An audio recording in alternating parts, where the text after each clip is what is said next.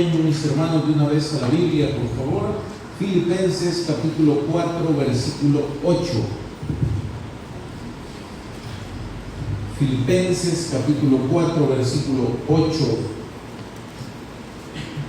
Queremos hablar por un momentito en esta tarde, mis hermanos, de una de las virtudes que nosotros como cristianos debemos cultivar en nuestra vida. Algunas situaciones de estas parece que fueran de manera natural en cada uno de nosotros, pero si no es natural en nosotros, estas cosas se pueden cultivar también, ¿verdad? Y de eso queremos hablar el día de hoy, de cultivar una virtud muy importante que es la nobleza de corazón. Filipenses 4:8, ¿ya lo tienen, mis hermanos? Muy bien.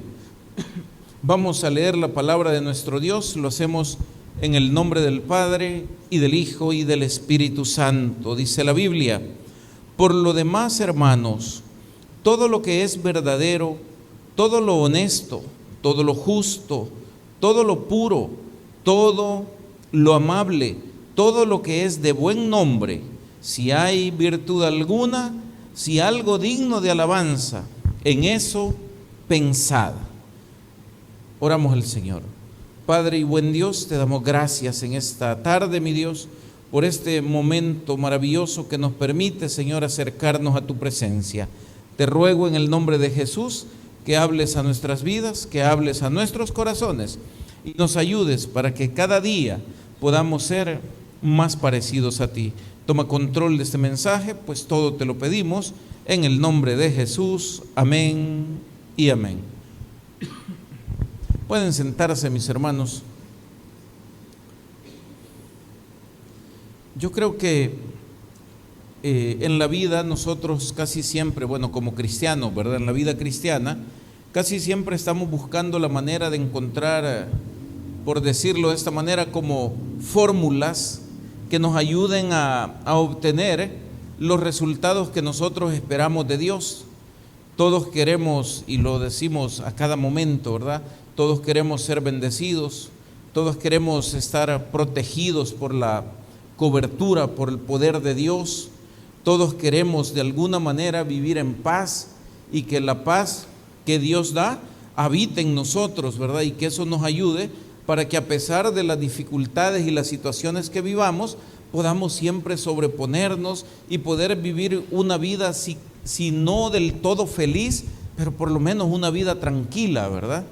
Pero hay situaciones donde en la búsqueda de estas fórmulas, por decir así, ¿verdad? A veces quisiéramos encontrar como si fuera algo mágico, como aquellos, tal vez usted se acuerda que decían, ¿verdad? Abracadabra y no sé qué cosa, y algo pasaba. Y a veces buscamos nosotros en oración imitar ciertas cosas. Buscamos a veces encontrar una acción, una palabra, alguna cosa que pueda en un momento determinado abrir aquello que nosotros queríamos encontrar. En esa búsqueda yo me puse a analizar un poquito y me encontré con este tema, con la nobleza del corazón. Y es una situación que parece simple, pero fíjese que muchas de las personas que en la Biblia aparecen como gente triunfadora, como vencedores, como aquellos que tuvieron una relación muy bonita con Dios, tuvieron justamente esta característica como algo común entre cada uno de ellos. Hace un par de días atrás comencé a ver una película. La película dura 9 horas con 30 minutos o algo así. ¿Se imagina usted eso, verdad? O sea, no la puede ver uno de un solo. Entonces vamos por partes. ¿Y qué es lo que me puse a ver? Me puse a ver la historia del rey David.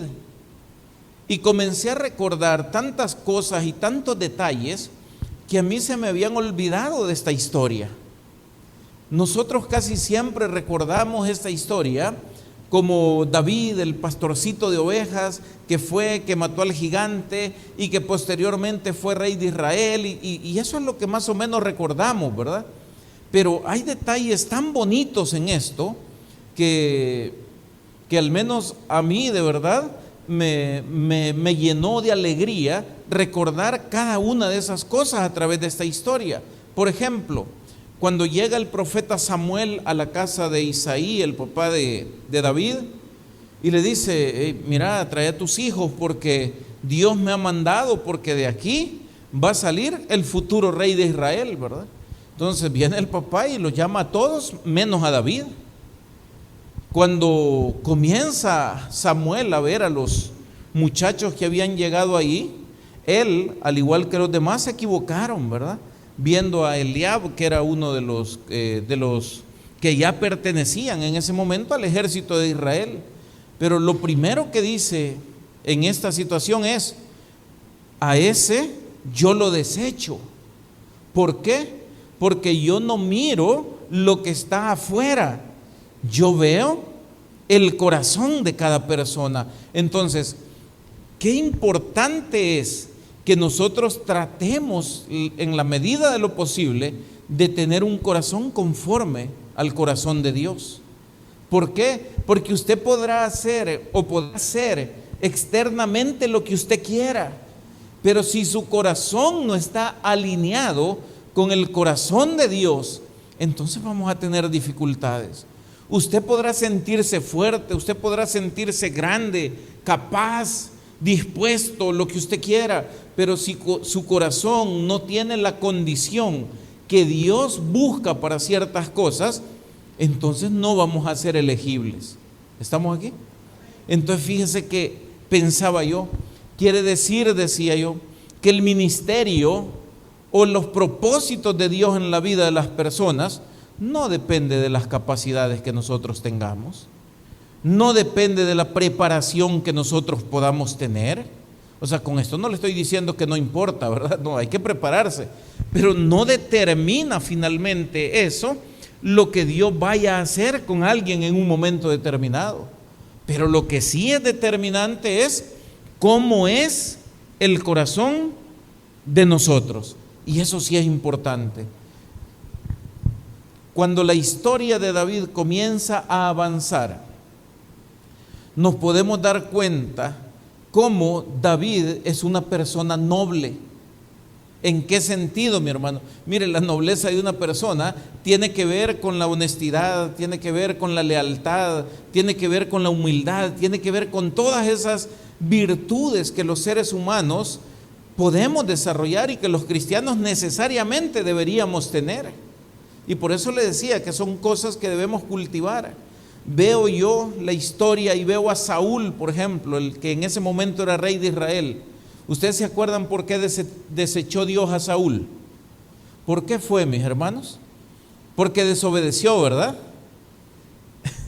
Pero hay una parte de toda esta historia que a mí me llamó la atención, y es cuando el profeta Samuel le dice a Saúl, allá en 1 Samuel 15, creo que es eso, que Dios ha escogido a uno mejor que él. ¿Mejor en qué sentido? David no era, digámoslo así, tan grande como era Saúl, no tenía el mismo entrenamiento para la guerra, no tenía experiencia en administración de un gobierno como tal. Entonces, ¿en qué sentido es que David era mejor que Saúl? Y la conclusión es sencilla: era en el corazón que cada uno de los dos tenía. Fíjese que detalles que a mí se me habían olvidado, tal vez usted en su lectura bíblica se acuerda, pero el rey Saúl cometió una serie de errores terribles. Por ejemplo, cuando lo mandan a destruir a los amalecitas y le dicen: hey, los vas a destruir a todos, y de eso no vas a tomar nada porque es anatema, ¿verdad? Todo se va a destruir, a todos los que estén ahí se van a morir, no te vas a traer nada ni a nadie. Primero, ¿qué hizo Saúl, mi hermano? Ay, es que nos trajimos las vaquitas, es que nos trajimos los bueyes, es que mire, el rey de los amalecitas, pobrecito, hombre, yo me lo traje para acá. ¿Cuál fue la instrucción de Dios? Y ahora me pongo a pensar, cuáles eran las motivaciones reales de Saúl para haber desobedecido a Dios. Era simple.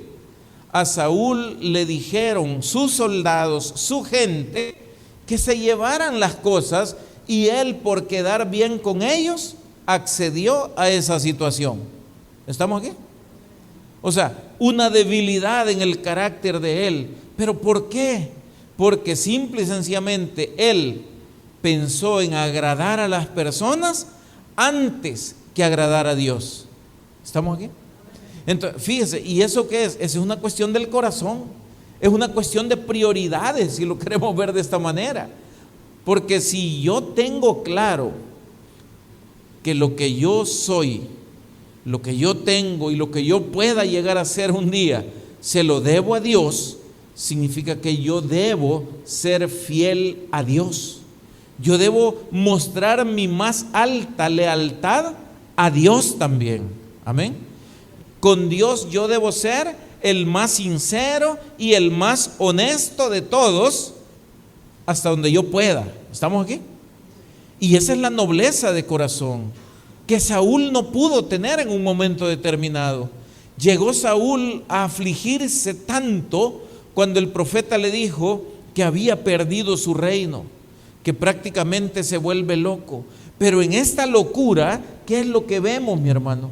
Un corazón lleno de orgullo, un corazón lleno de venganza, un corazón que se había enloquecido pensando que él podía ir en contra de lo que Dios decía. ¿Estamos aquí?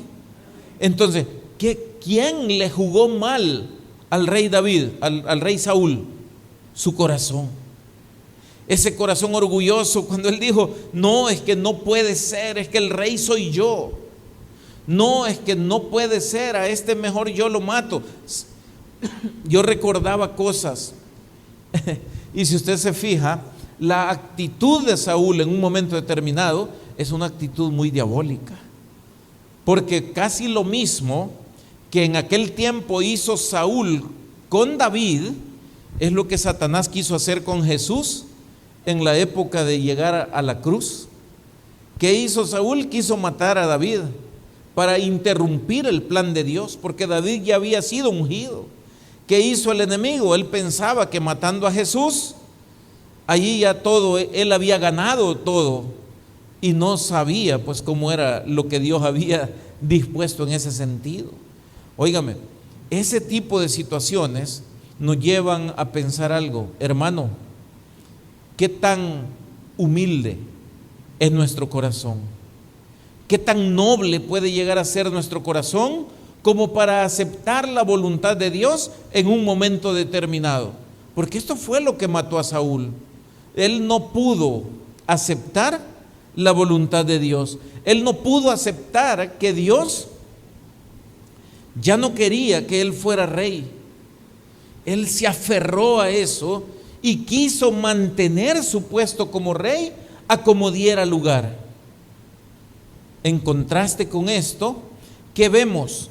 Vemos a un David que, teniendo la oportunidad de matar a Saúl, en lugar de eso dice que él no puede tocar a un ungido de Jehová. ¿Estamos aquí? Pero si Saúl hubiera tenido la oportunidad que tuvo David, ¿qué cree que hubiera pasado? ¿Usted cree que Saúl hubiera desperdiciado la oportunidad de matar a David si lo hubiera encontrado dormido, por ejemplo? Yo le aseguro que lo hubiera matado. ¿Por qué? Porque su corazón le dictaba esas cosas, influenciado por el enemigo, como sea, pero su corazón le dictaba hacer esas cuestiones. En cambio David, ¿qué dijo? No, yo no puedo tocar al ungido de Jehová. Aunque le hubieran dicho quizás a David, mira David, si te han puesto a Saúl en esta posición, si está vulnerable, si es la oportunidad que vos esperás para poderlo matar y con causa justificada porque te persigue por gusto, el pueblo de todos modos te va a aceptar como rey. Pero ¿qué dijo David? Quiero recordar esto, lo voy diciendo ya 3 veces. yo no puedo, yo no debo tocar al ungido de Jehová, porque al igual que David había sido ungido, antes Saúl para ser rey había sido ungido también. ¿Estamos aquí? Hoy le quiero decir algo que yo me ponía a pensar cuando vi esto. ¿Cuántos de los que estamos aquí tenemos el Espíritu Santo de Dios? Esa es la unción. Quiere decir que usted es un ungido de Dios y yo también soy un ungido de Dios. Y el que está sentado a la par suyo, ¿qué es, mi hermano? Un ungido de Dios. Y el que está en este módulo o el que está en este, ¿es o no es un ungido de Dios? Sí lo es, pero ¿por qué nosotros no tenemos el temor de hacerle daño al otro ungido de Dios que está a la par de nosotros? ¿Estamos aquí? Vean la diferencia entonces de qué, de corazón. ¿Ah? Temor a Dios se llama eso, respeto a Dios. O sea, yo ¿por qué no le debo hacer daño a mi hermano? ¿Por qué, mi hermano? Porque es un ungido de Dios como lo soy. Yo también. Yo debería sentirme triste o afligido si por causa mía mis hermanos tropiezan. Si por causa mía alguien se va de la iglesia, yo debería sentirme afligido. ¿Y sabe por qué? Porque el que se está yendo es un ungido de Dios, una persona que fue comprado al precio de la sangre que Jesús derramó en la cruz del Calvario. ¿Y sabe qué es esto? Eso se llama sensibilidad, el hecho de poder valorar y saber que nuestras acciones tienen efecto y que muchas veces nosotros estamos tratando de ir en contra del plan de Dios. Se lo explico. Si yo le hago daño a usted, yo voy en contra del plan de Dios. Si usted le hace daño al que tiene a la par suyo, usted va en contra del plan de Dios. ¿Estamos aquí? ¿Quiere que le diga por qué? Porque el mandamiento y el propósito de Dios es: ámense los unos a los otros.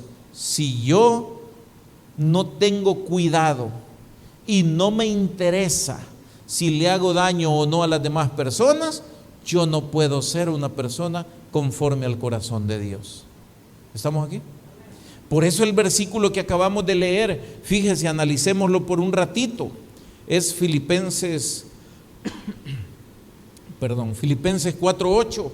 Dice así: por lo demás, hermanos, oiga, todo lo que es verdadero. O sea, ¿qué nos está diciendo? Todo lo que es verdadero, vivamos en la verdad. No vivamos en la fantasía. No creamos, mis hermanos, que le hacemos daño a los demás ungidos de Dios y que nos vamos a salir con la de nosotros. ¿Estamos aquí? No crea que Dios no ve. No crea que Dios no oye lo que criticamos de los demás. No crea que Dios no hace nada cuando nosotros hacemos algo a aquellos que conforme al plan de Dios están en este lugar con nosotros. ¿Estamos aquí? Todo lo que es verdadero, dice aquí, todo lo honesto,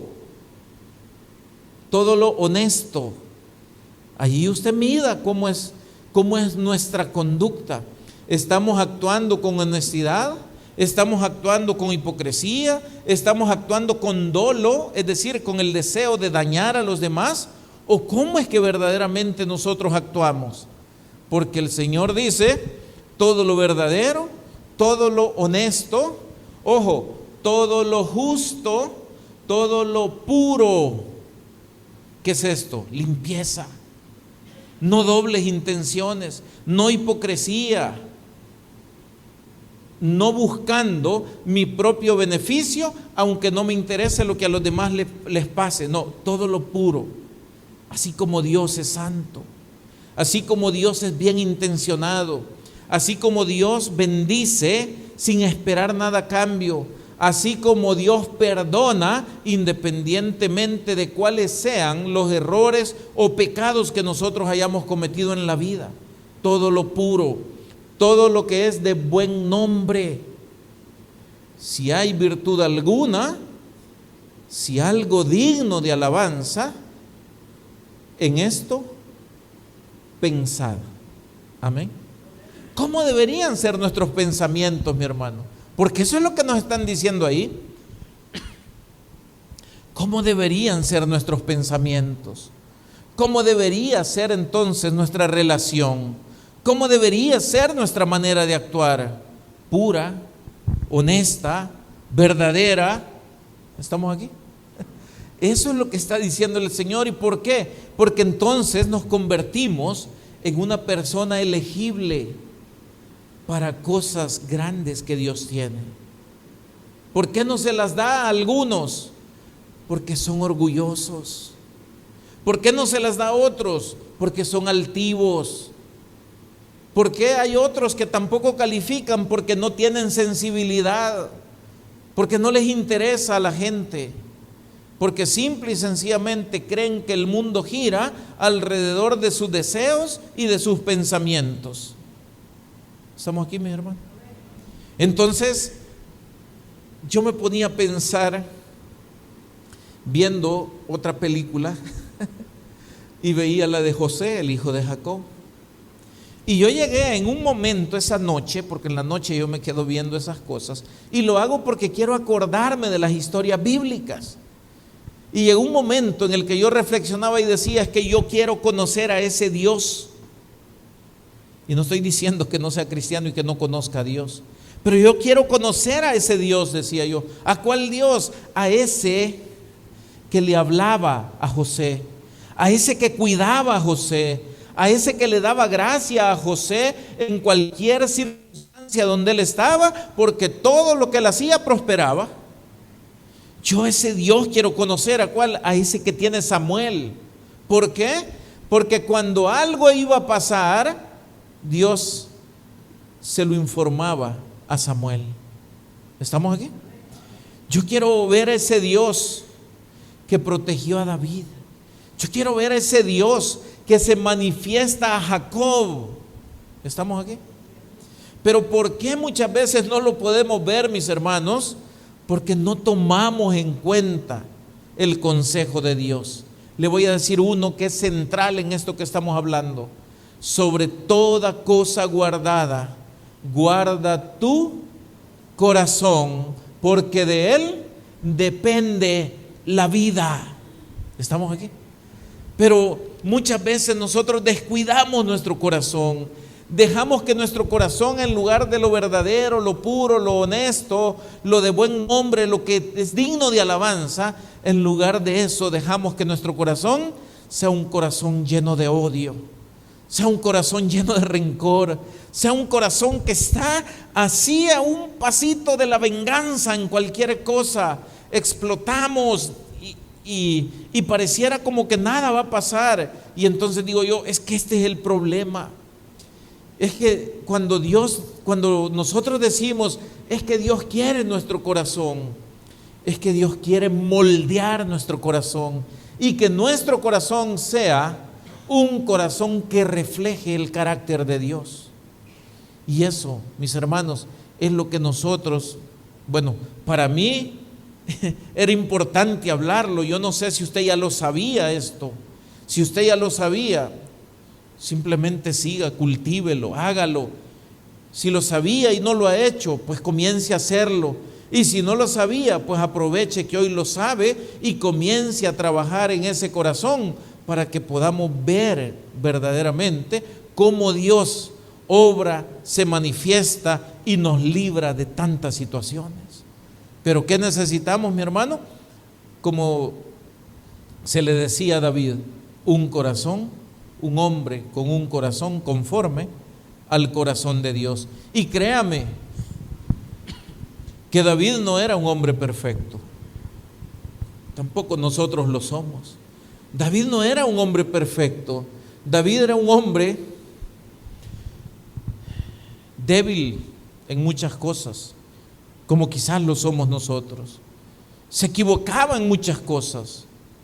Pero cuando David ocultó algo a su Dios, pero cuando David no fue corriendo en arrepentimiento a decirle a su Dios, Señor, he pecado contra ti, Señor, ten misericordia de mí, ayúdame y si es necesario, castígame, pero no me quites el gozo de tu salvación. ¿Estamos aquí? Entonces, ¿qué es lo que hacía David? Se equivocaba, pero nunca se alejaba de buscar a Dios.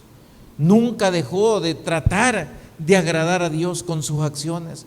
Imagínense cómo era el corazón de David. Póngase a pensar por un momento, porque esta historia a nosotros nos da risa. Cuando llega el profeta, después de que él se metió con Betsabé, ¿se acuerdan? Cuando llega el profeta y le cuenta aquella parábola del que tenía muchas vacas y toda la cosa, y que este fue y le agarró la única que tenía el otro y toda esta historia, ¿qué fue lo que dijo David? No, hombre, dijo, ¿cómo es posible que haya alguien capaz de hacer semejante cosa, que teniendo todo se va a quitarle a aquel que apenas tiene lo que es necesario, lo que era justo? No, dijo, no es posible. Profeta, ¿quién es? Dime, porque este debe pagar 4 veces o no sé cuántas, 4 creo que dice, ¿verdad? Entonces, porque este debe pagar por lo que ha hecho. ¿Cómo estaba David, mi hermano? Indignado. ¿Por qué? Porque él entendía que eso que le acababan de decir a él era una injusticia. Era una situación sin ningún tipo de pretexto o excusa que validara lo que había hecho. Qué duro cuando le dicen, Señor, Rey, ese del que te estaba hablando eres tú. ¿Cómo estamos? ¿Y ahora, David? ¿Qué vas a hacer? Porque tú dijiste que no había justificación para lo que estaba haciendo este hombre, pero ese fuiste tú. ¿Habrá que pagar el precio? Pues sí.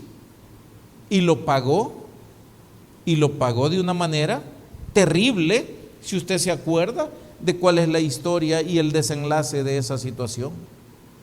¿Ok? Pero David tampoco se fue a esconder, ni le dijo al profeta, profeta, ¿qué dices? Vete de aquí que yo no te quiero oír. Total, yo soy el rey. O sea, no dijo eso David. Se quedó con una actitud humilde, aceptando el error que había cometido, posteriormente confesándolo delante de Dios, eligiendo ser juzgado por Dios antes que ser juzgado por cualquier otra persona. ¿Quién hace eso si no tiene humildad? ¿Cuánto nos cuesta a nosotros aceptar nuestros errores? ¿Cuánto nos cuesta aceptar cuando alguien viene y nos dice, mire hermano, le voy a dar un consejo? Y lo primero que viene a nuestra mente cuando alguien nos dice eso es, ¿y quién se cree para venir a darme un consejo a mí? Más si ya tenemos años de ser cristianos, ¿verdad? Ay, cipote, acabado de nacer. Dios habla a través de quien Él quiere, mi hermano. ¿Estamos aquí? Así es que no crea que solo le habla a través de un viejito de 100 años de ser cristiano. Dios le habla a través de quien Él quiere, y en este tiempo en particular, si usted se acuerda de las profecías, usted se va a dar cuenta que los hijos, decía la Biblia cuando habla del nuevo pacto, profetizarán, ¿verdad? Allá lo decía el profeta Joel. Entonces, ojo, hay que poner oído. Pero ¿qué vamos a hacer cuando alguien nos diga, mire hermano, fíjese que he notado esta situación con usted? Tenga cuidado, apártese de estas amistades, no se meta en estos problemas, trate de cambiar esta conducta porque le va a traer dificultades a su vida. Ya no siga por este camino porque está dañando a su familia. Mire, ya no actúe de esta manera porque usted está poniendo el nombre de Jesús en entredicho entre mucha gente. ¿Y qué decimos nosotros? Es que yo así soy, ¿y a usted qué le importa, no? Es que a mí, ¿por qué me va a decir usted cómo yo debo vivir si es mi vida y yo con mi vida hago lo que yo quiera? ¿Qué clase de corazón es el que responde de esa manera? Le pregunto yo. ¿Un corazón noble? Son soberbios. Es que ustedes son religiosos, dicen otros. Es que no es tan así como ustedes dicen. Es que hay que reinterpretar la Biblia. Discúlpeme. simplemente no queremos, nos hemos equivocado. ¿Estamos aquí? Y esa falta de humildad nos aleja de lo que Dios tiene preparado para nosotros. Porque ¿qué hace Dios con los soberbios, mi hermano? Los resiste, ¿verdad?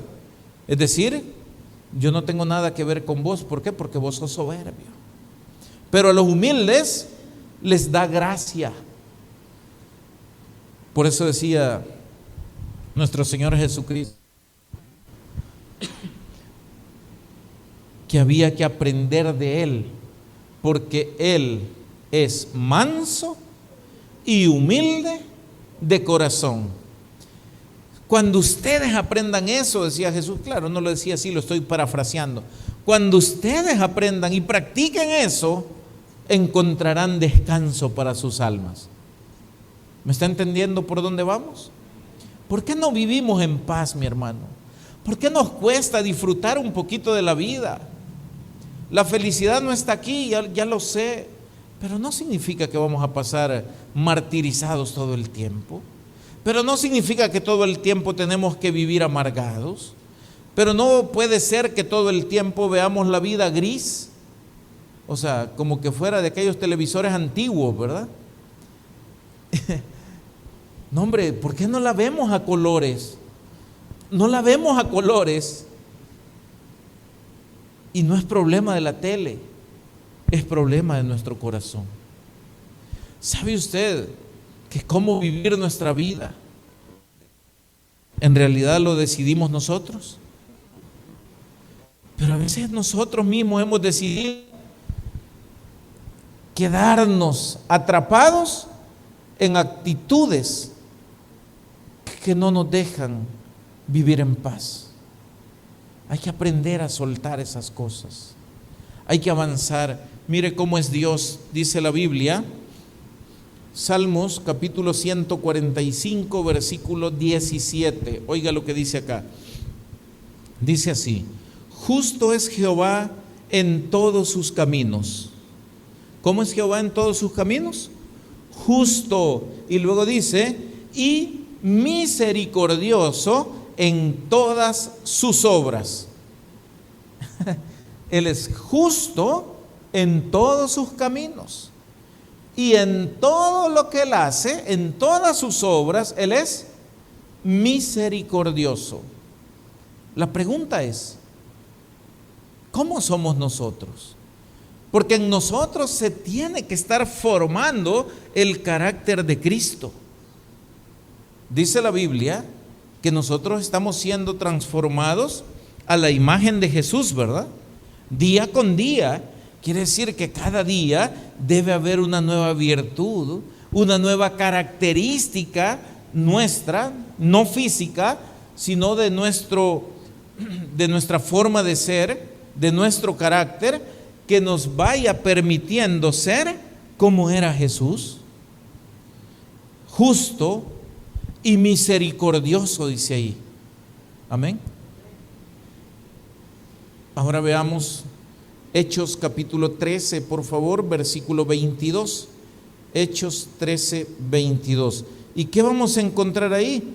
Vamos a encontrar lo que le estaba comentando hace un momentito. Le estaba hablando de David, un hombre imperfecto, un hombre que cometía errores, pero que al final de cuentas, mi hermano, la Biblia, ¿qué dice de David, mi hermano? Que era un hombre conforme al corazón de Dios. Hechos 13, 22. ¿Ya lo encontró, mi hermano?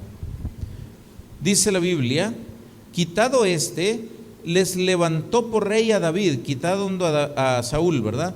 De quien dio también testimonio, diciendo, he hallado a David, hijo de Isaí, varón conforme a mi corazón. ¿Y cómo dice después, mis hermanos? Quien hará todo lo que yo quiero. ¿Cuál es la comparación? Saúl, anda por los amalecitas y los matás, y no traigas nada. Allá venía Saúl con las cosas que le dijeron que no trajera. ¿Qué sabía Dios que iba a hacer David? Que le iba a obedecer. ¿Estamos aquí? Y las personas obedientes, ¿cuál es la virtud que tienen? La humildad. Si yo me siento grande, entonces no tengo por qué obedecer. Si yo me siento sabio, entonces no tengo por qué atender el consejo. Pero si yo sé que soy una persona necesitada, que yo dependo de Dios, que como David, aunque fuera el rey, él sabía que Dios lo había puesto como rey, que Dios lo había cuidado en las batallas que había tenido para que no muriera, que Dios lo había perdonado cada vez que él había fallado. ¿Qué hacía David? Señor, lo que tú digas, eso voy a hacer. ¿Por qué? Porque a pesar de lo que soy, tú me has dado un lugar de privilegio. ¿Y sabe qué? Si lo mismo ha hecho Dios con nosotros. Dios nos ha dado a nosotros un lugar de privilegio.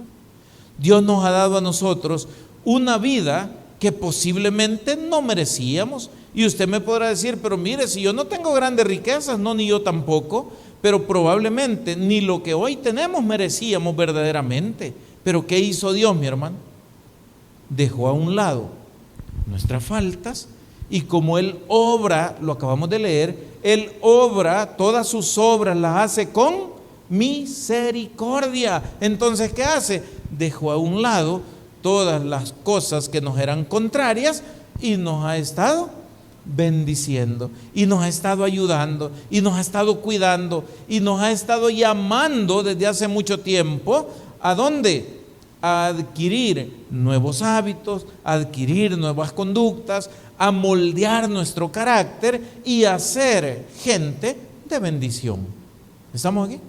¿Y por qué quiere Dios eso? Porque Dios quiere bendecirnos más de lo que ya lo hizo hasta este día. Así es que aquí hay un camino que hay que seguir, aquí hay un camino que hay que caminar. Le comentaba también de José, el hijo de Jacob, ¿verdad?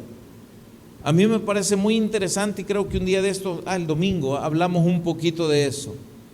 Cuando José se encuentra con sus hijos, con sus hermanos, y comienza ellos, ¿verdad?, con la sorpresa: hey, José, el que vendimos, se va a vengar de nosotros. Y se encontraron con una persona capaz de perdonar. David, un hombre conforme al corazón de Dios. José, un hombre noble. Lo vendieron sus hermanos. Sufrió, si no me equivoco, fueron en total 17 años para cuando se tuvo que encontrar otra vez con sus hermanos y decirles: hey, el mal que ustedes me hicieron, Dios lo transformó en un bien para que mucho pueblo viva. No le guardo rencor. Vengan, abracémonos, perdonémonos y aquí sigamos adelante. Y como dice alguien, no podemos decir perdón y olvido, porque hay cosas que no se olvidan, pero se perdonan.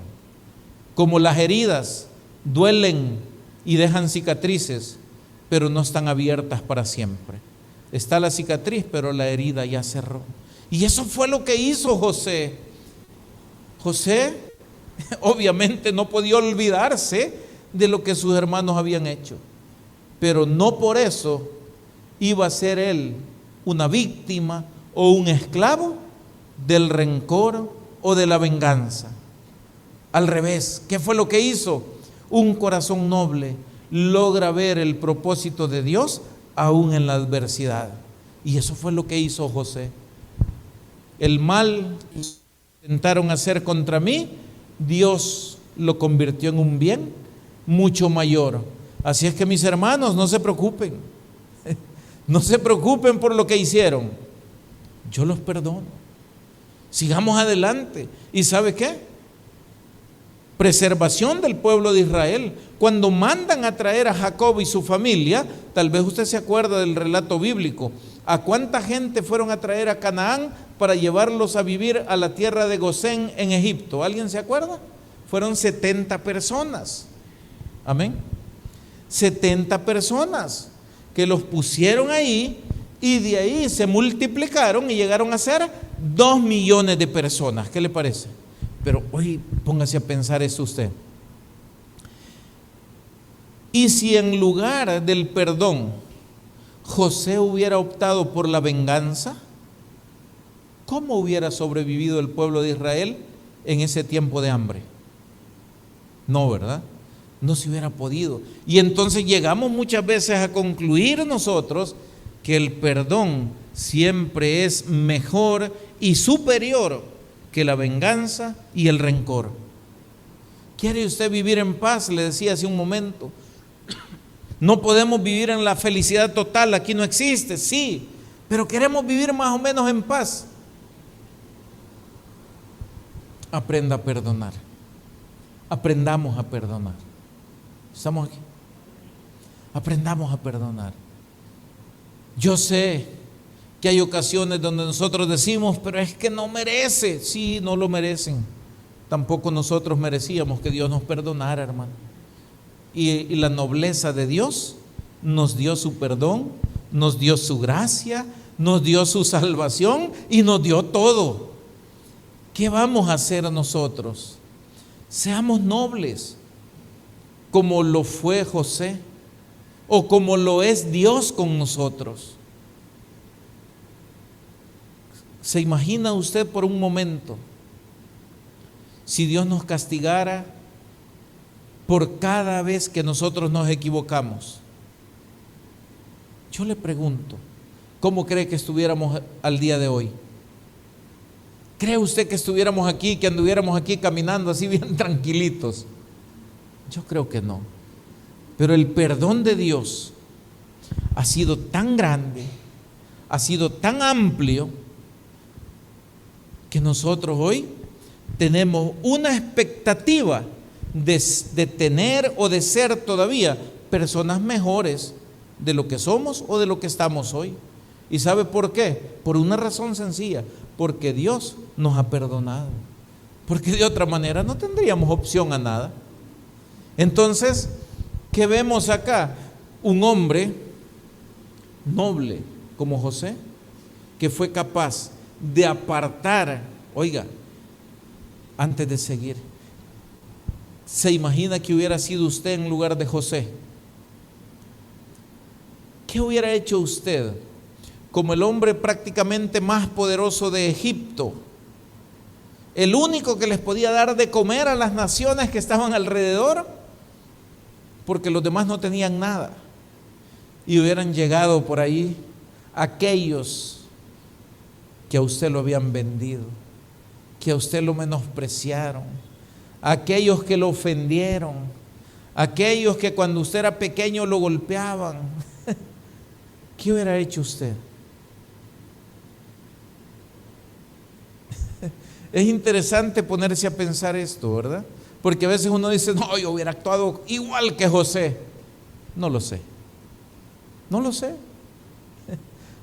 No sé. Pero lo que sí estoy seguro es que nuestro corazón tiene que tratar de acostumbrarse, digamos así, a ese tipo de cosas. Y le voy a decir por qué.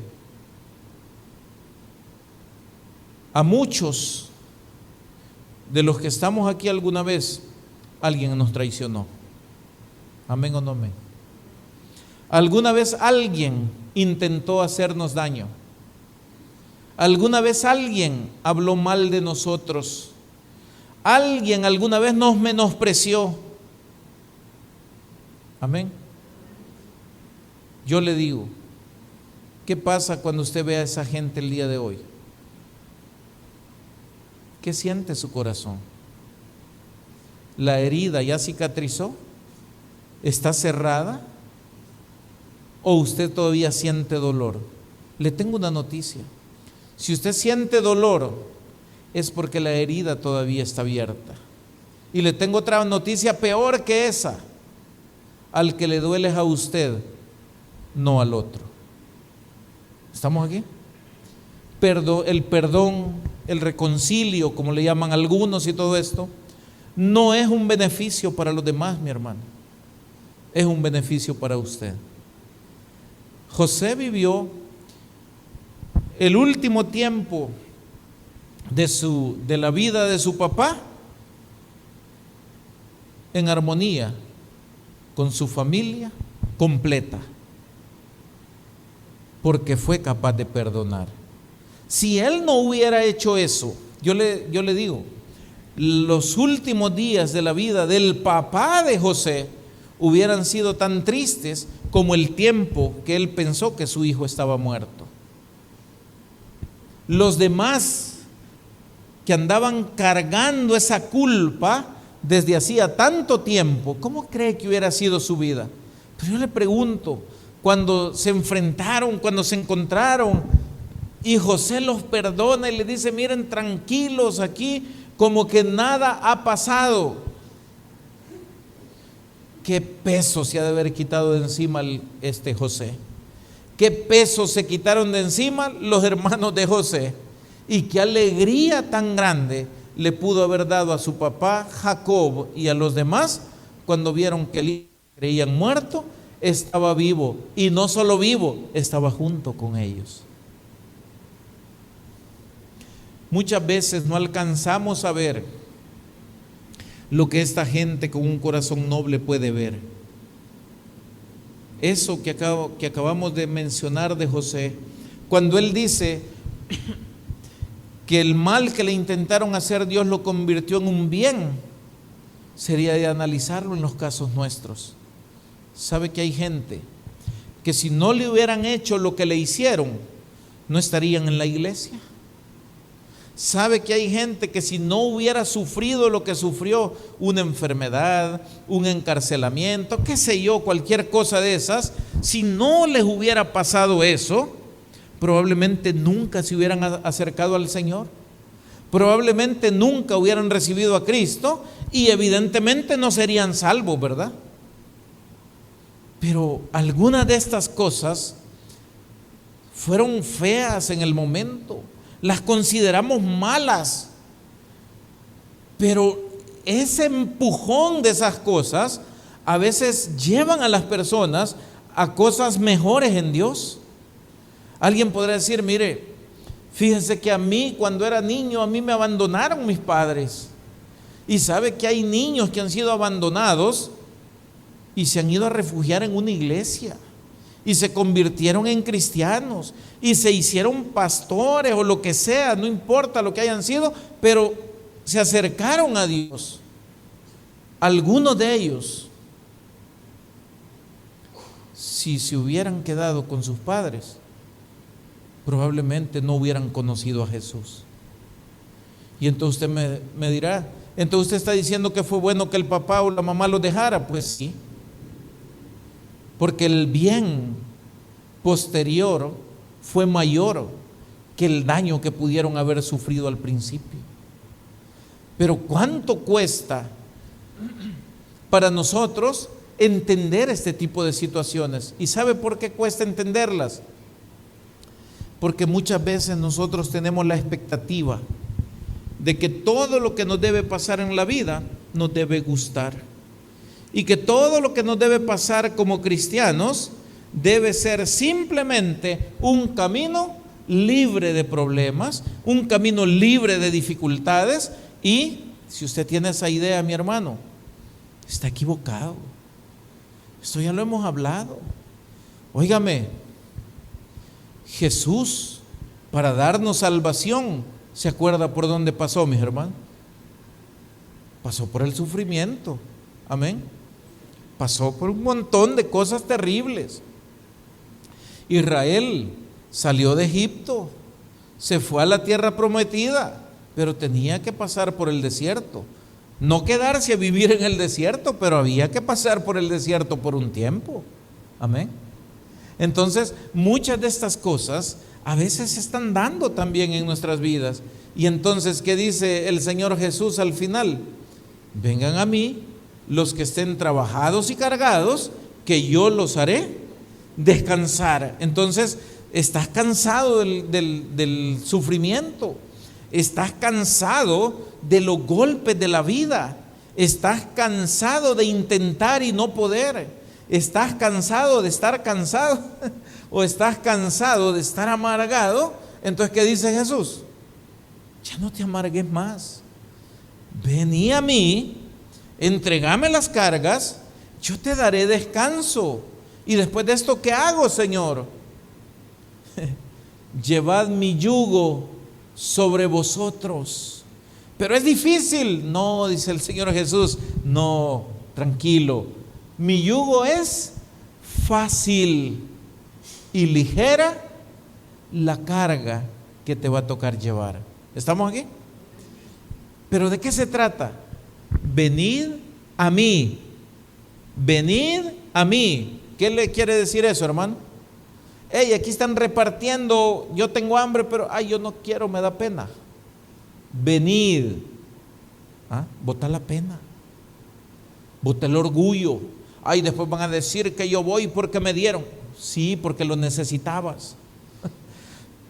Sea humilde, eso es lo que está diciendo. Por eso primero dijo que hay que ser manso y humilde. Hermano, mire, a mí me gusta ver gente así, aunque algunos se pasan. Yo veo gente que dicen, mire, ahí están repartiendo fresco. Dice, yo quiero un fresco. Yo voy, mire, disculpe, ¿me regala uno a mí? Sí, hombre, y no tendrá otro. Es que quiero llevarle para fulano. Sí, tome, llévelo. Pero hay otros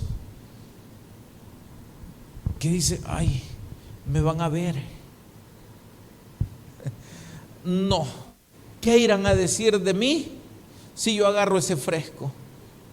Mira vos, yo fresco chuco de ese no tomo. Mentira. Simple y sencillamente es orgulloso o es orgullosa. Y le digo algo, la gente orgullosa siempre sufre. Yo me acuerdo de cosas locas de esas que pasan en la vida. Yo a veces me acuerdo que mi papá se enojaba con mi mamá, se enojaba con quien fuera, y de repente, mira, vení, comé vos, que no quiero. Vaya. No, que aquí está la comida, no quiero. Y seguramente con hambre va. No iba, no comía. Después ya había agarrado la maña yo también. Mira, vení, que no sé qué. No, yo no quiero comer ahorita. Que venga, que no quiero. Al rato, como que el hambre a veces puede más, va. Y después aprendí, dije yo, qué dundo yo, dije. Mostrándome enojado, orgulloso, y el que aguanta hambre soy yo. Si el otro ya había puesto la comida ahí, ya se habían sentado a comer los demás, ya comieron, y yo allá tragándome el orgullo. ¿Usted cree que eso es de vivo? No, hombre. Entonces dije, no puede ser. Vení, comer. Gracias. ¿Dónde está mi comida? Aquí está. La agarro, como, aunque no hable con nadie, pero hay que comer. O sea, son cuestiones de aprender en la vida, cosas con las que uno tiene que educar al corazón, porque si usted no educa su corazón lo va a llevar a situaciones verdaderamente trágicas. A mí me dejó impresionado recordar lo que le pasó al rey Saúl. Qué terrible es un corazón orgulloso. Yo no me acordaba de este detalle y lo vi en esa película, y después lo fui a leer a la Biblia porque dije, yo no me acuerdo haber leído esto, y cuando fui lo busqué, sí, aquí está. ¿Sabe que Saúl, en la locura que andaba, se fue a meter a la escuela de los profetas y los mataron? Óigame, el ungido de Dios, Saúl, porque él decía que él era el ungido de Dios, fue y mató a los profetas, a los sacerdotes del Señor. Óigame, ¿no cree que estaba ya un poco loco? O sea, ¿cuántas cosas comenzó a hacer este hombre? Porque de repente nosotros nos acordamos, Saúl desobedeció, se fue con la bruja, todo eso, pero fue a matar a los profetas de Dios. Y yo me quedé, no puede ser otra cosa más que locura. ¿Estamos aquí?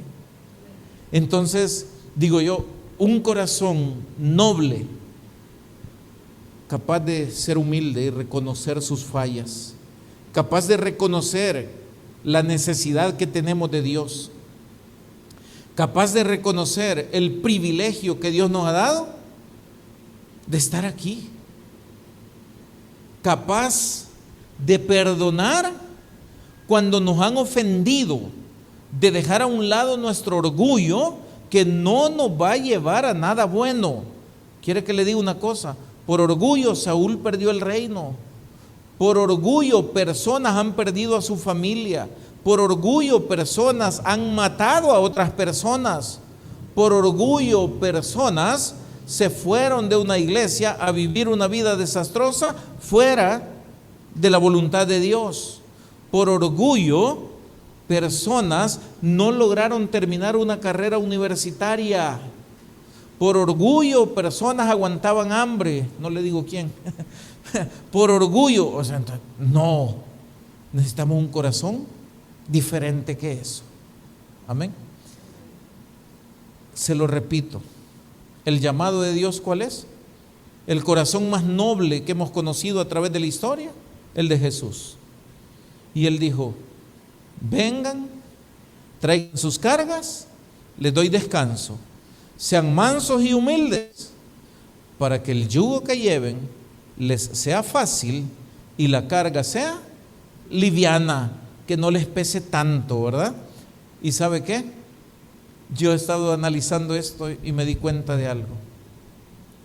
¿Sabe usted que las cargas de esas que se hablan ahí, muchas veces son las cargas que nosotros mismos nos ponemos?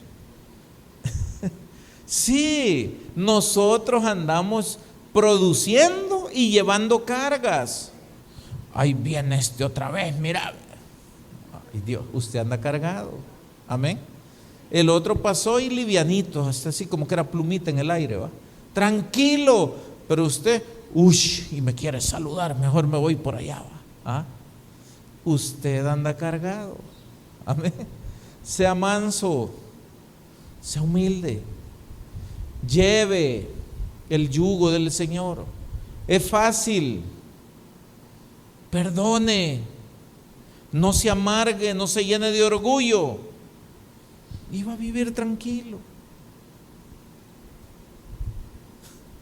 Se dice fácil, ¿verdad, hermanos? Pero hay que tratar de hacerlo. ¿Sabe qué? Al final nos acostumbramos. Se puede. Cultive pensamientos nobles en usted. Piense en cosas que sean buenas. Practique la bondad y la compasión. Esto es parte del entrenamiento que tenemos que darle a nuestro corazón. En lo que hagamos, todo lo que hagamos, hagámoslo como para el Señor. Hay que hacerlo de corazón, porque todo lo que hacemos, Dios lo está viendo. Y por último, tenga siempre un corazón dispuesto a perdonar. Dije de último, y esto es lo que le abrirá un montón de puertas para su tranquilidad y para las bendiciones que Dios tiene para usted. Así es que, mis hermanos, ahí dejemos este tema por el momento.